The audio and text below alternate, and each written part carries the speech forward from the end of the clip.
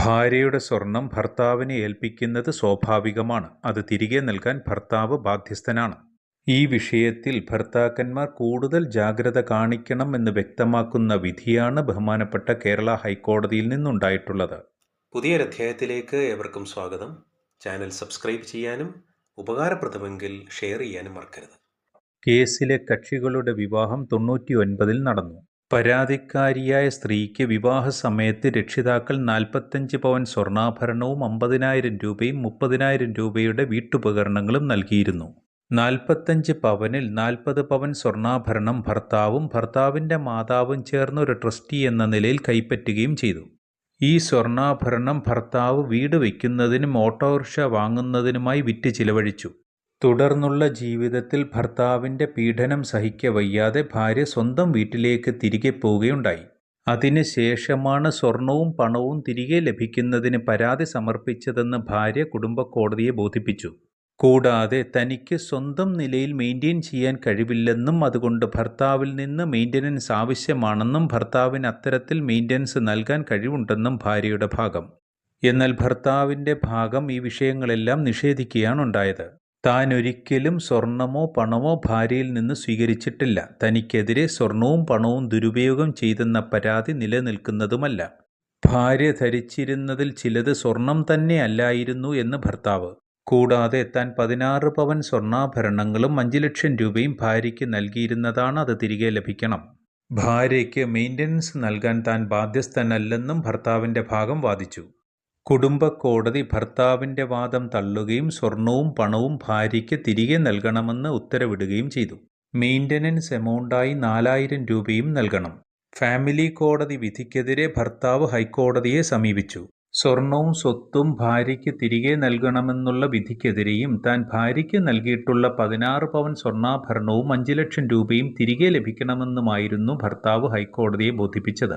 ബഹുമാനപ്പെട്ട കേരള ഹൈക്കോടതിയിൽ justice Satheesh നയനാനും justice കൃഷ്ണകുമാറും അടങ്ങിയ ഡിവിഷൻ ബെഞ്ചാണ് ഈ കേസ് പരിഗണിച്ചത്. ഇതിൽ ഹൈക്കോടതി നോട്ട് ചെയ്ത വിഷയം ഭാര്യയുടെ സ്വർണത്തിൻ്റെ അളവിൽ ഭർത്താവ് ഗൗരവമായി എതിർത്തിട്ടില്ല. സ്വർണത്തിൽ താൻ ഭാര്യയ്ക്ക് നൽകിയതും ഉൾപ്പെട്ടിട്ടുണ്ടെന്ന് ഭർത്താവ് വാദിക്കുന്നു. മറ്റൊന്ന്, ഭാര്യയുടെ ആഭരണങ്ങളിൽ ചിലത് സ്വർണമായിരുന്നില്ല എന്നുമാണ്.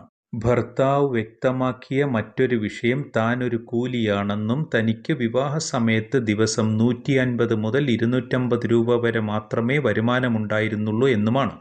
അതുകൊണ്ട് തന്നെ ഭർത്താവിൻ്റേത് കൂടിയാണ് സ്വർണമെന്ന് പറയുന്നത് ഉൾക്കൊള്ളാൻ കഴിയുന്നതല്ല. ഭർത്താവിൻ്റെ ഭാഗം അംഗീകരിക്കുന്ന വസ്തുതയാണ് വിവാഹ സമയത്ത് ഭാര്യയുടെ പിതാവ് വിദേശത്തായിരുന്നു ജോലി ചെയ്തിരുന്നത്. ഇത് ഭാര്യയുടെ വിവാഹ സമയത്തെ സാമ്പത്തിക ഭദ്രത വ്യക്തമാക്കുന്നതാണ്. വിവാഹ സമയത്ത് ധരിച്ചിരുന്ന സ്വർണ്ണാഭരണങ്ങൾ വ്യക്തമാക്കുന്നതിനുള്ള ഫോട്ടോഗ്രാഫ്സ് ഭാര്യ സബ്മിറ്റ് ചെയ്തിരുന്നു. ഇതിൽ നിന്ന് ഭാര്യയുടെ സ്വർണം ഭർത്താവിനെയും ഭർത്തൃമാതാവിനെയും ഏൽപ്പിച്ചിരുന്നതിനുള്ള സാധ്യത വ്യക്തമാക്കുന്നു. ഇതിൽ ഹൈക്കോടതി പറഞ്ഞത്, ഒരു ബ്രൈഡ് വിവാഹം കഴിഞ്ഞ് ഭർത്തൃവീട്ടിലേക്ക് വരുമ്പോൾ താൻ കൊണ്ടുവന്ന സ്വർണം സ്വന്തം കസ്റ്റഡിയിൽ വെക്കാനുള്ള ഒരവസ്ഥയിലല്ല. സാധാരണയായി ഈ ആഭരണങ്ങൾ ഭർത്താവോ അവരുടെ അടുത്ത ബന്ധുക്കളോ സേഫ് കസ്റ്റഡിയിൽ വെക്കുകയാണ് ചെയ്യാറുള്ളത്. ഭാര്യ തൻ്റെ പങ്കാളിയെ വിശ്വസിച്ചേൽപ്പിക്കുന്നു എന്നത് കോമൺ നോളജാണ്. അതായത് ഭർത്താവിൻ്റെ വീട്ടിലെത്തുന്ന വധു തൻ്റെ ആഭരണങ്ങൾ മുഴുവനും സ്വന്തം കൈവശം വയ്ക്കാൻ സാധിക്കണമെന്നില്ല.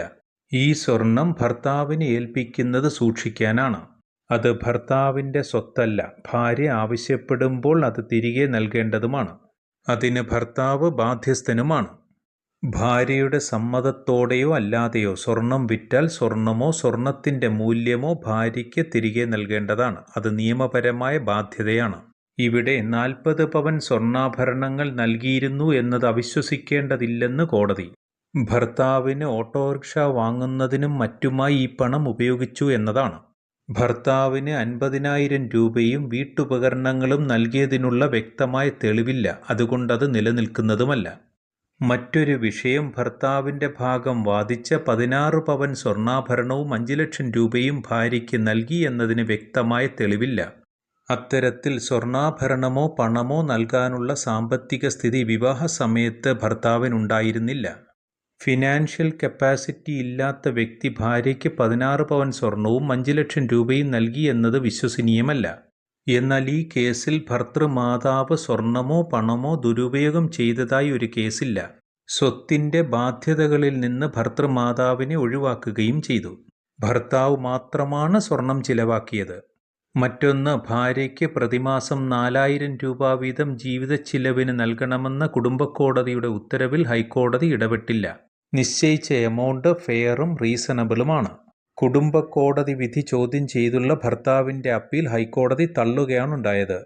നിയമപരമായി ഇത്തരം വിഷയങ്ങൾ അറിയുന്നതിന് ചാനലിലെ മറ്റ് വീഡിയോകൾ കാണുക. മറ്റൊരധ്യായവുമായി വീണ്ടും കാണാം. Thanks for watching.